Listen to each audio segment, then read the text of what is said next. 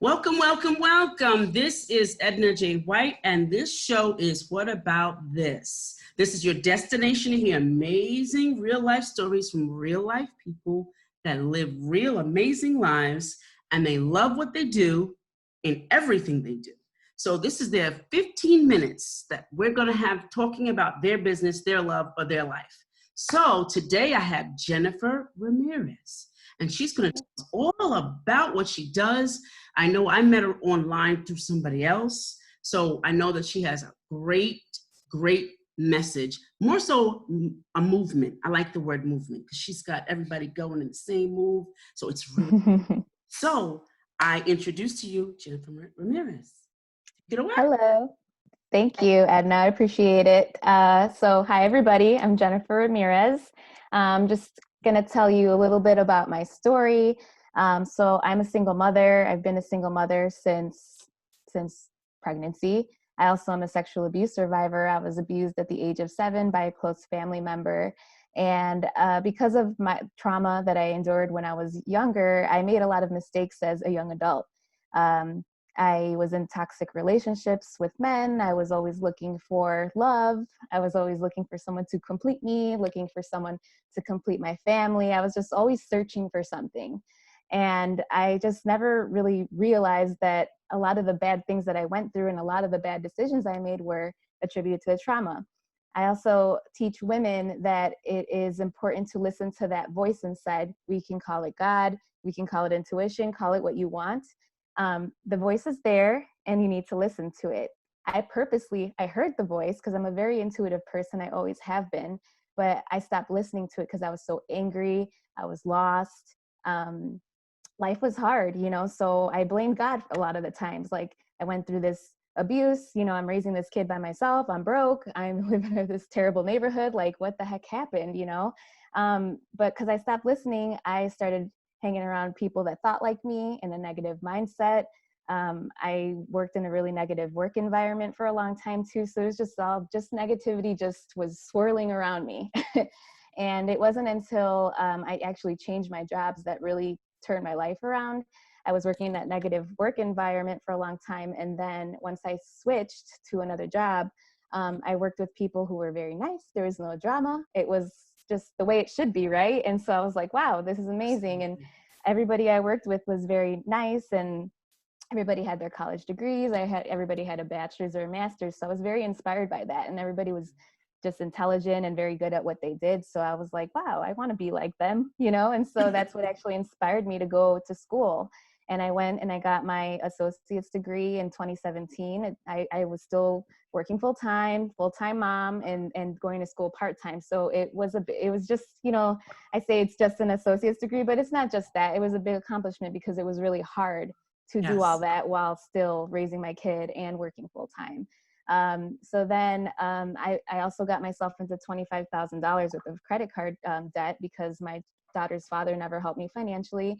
And so I was always very responsible. I always lived on my own. So, after rent was paid and car notes and insurances were paid, I didn't have anything else. Like there was nothing left. So I didn't have enough for diapers or formula and all the extras, even groceries sometimes. And back then this was the recession, 2008, the aftermath of 2008 recession. So gas was like almost $5 a gallon, if not more. So like just to get gas to get to freaking work was a big cost, back then. So it really, put me in a bad situation as far as like money goes. And so once I got my associate's degree, I also was tired of living in this bad neighborhood. I was tired of, like getting treated poorly by people, and I was tired of being broke more than anything. I was so tired of being broke and being in that rut, so I started reading self-help books. I started just learning how to save, learning how to invest your money.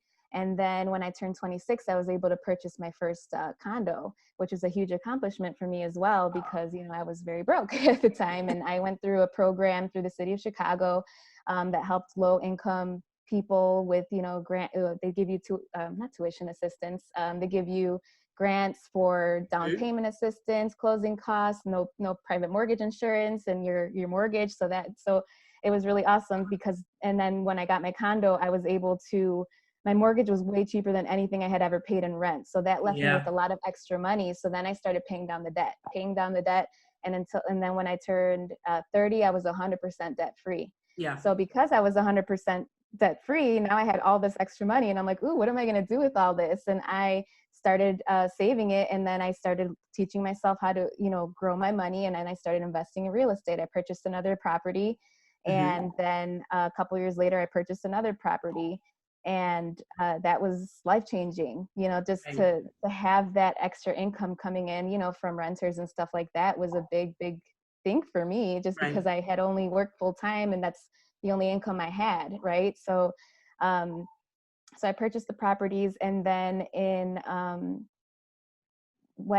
it's just this past year, it was this February 2020, I was able to sell that first condo that I purchased, which then allowed me to quit my full-time job in March, right before coronavirus, which I totally didn't see coming, but it was still the best thing I ever did, because honestly, I was tired of working for people. I was working for a company that didn't see my worth. I knew my value. I knew I'm a smart girl. I'm very driven, and I think I have really great ideas, and my ideas were constantly shut down. They constantly just always made me feel like I was an idiot. Yeah. And I knew I wasn't, though. I'm like, I have so much going for me, and you guys just don't see it. And so I just got tired, and I lost my passion for my job. And so then I finally quit in March. And like I said, the week before coronavirus, I quit, and I was like, at first I was like, did I make the wrong decision? But then after like 2 weeks passed, I was like, no way, it was the best thing I ever did. So then I created a nonprofit organization called Andrise. And just to give you a little bit more background on that, the and means that your story is not over, that there's more to tell, and the rise means rising above any adversities you are currently facing or faced in the past. And so we empower women to be the ultimate versions of themselves by offering personal and professional development workshops, women empowerment events, and also we do support circles or support groups for sexual and domestic abuse survivors. And in addition to that, the vision of Andrise is to provide single mothers who want to go to college with financial assistance for tuition, supplies, and childcare, so that they don't have to worry about all those external factors. They could just worry about school, because that was one of my struggles. I had to drop out because I didn't have enough money to pay somebody to watch my kids so I can go to college. I don't want women, and childcare is a big problem nowadays. It's so expensive. It is. Like ridiculously expensive, and most of us can't afford it. It's just, and the prices they charge is like ridiculous. And so the other thing that we offer is to provide sexual and domestic abuse survivors with therapy and counseling, so that they can be that ultimate version of themselves and overcome those personal, those mental and emotional things that hold us back. And sometimes we don't even realize that things are holding us back until we start to dig deep, and then we're like, whoa, so that's kind of my story. And I was just very inspired by an event that I had went to one time, where women were just in a circle, and they were just talking about their experiences and all the downfalls and then all the triumphs. And I just left there feeling like amazing. I was like, oh my God, this is so cool. Like, I've never felt like this before. And then I was like, I want to give this feeling to other women too.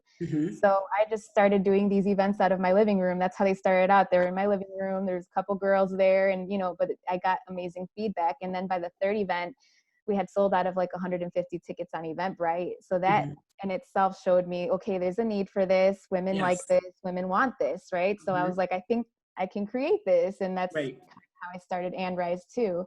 And then I also, amidst the coronavirus, since Andrise is very event-based, that couldn't happen, obviously. So now I'm also a coach. I do life coaching, business coaching.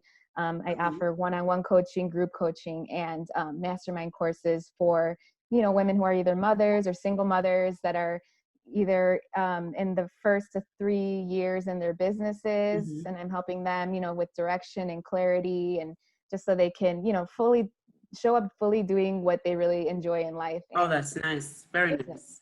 Very nice. Very nice. So they always say that when you're the smartest person in the room, you got to leave the room. Leave. Because or when you're the dumbest person, you really got to leave. So like, it can't be those extremes. It really can't, because you always lend something to the world, no matter what. Yeah. And people sometimes people are jealous when they see the beauty. Oh, yes. It's very true. So you caught it.